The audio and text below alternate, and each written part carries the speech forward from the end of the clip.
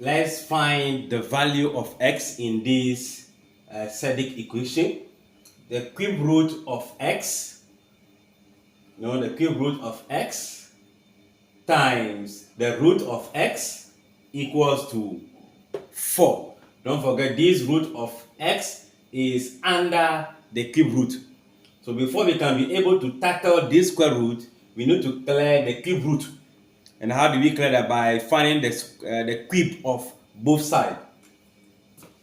So the cube root of x times the root of x equals to 4.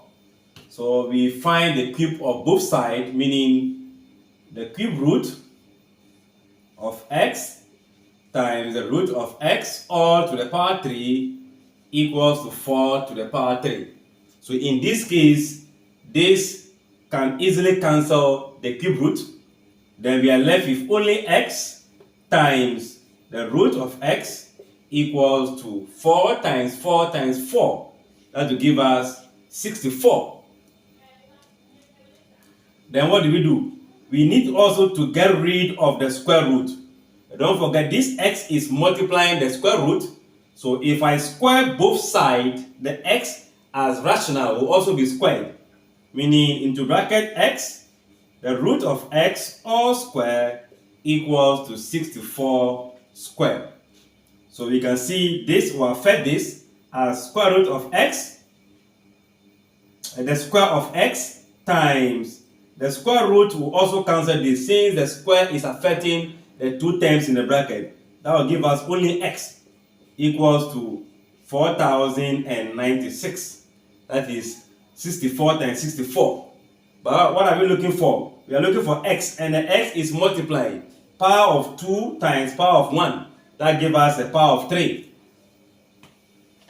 Meaning we have x to the power 3 from here equals to 4096.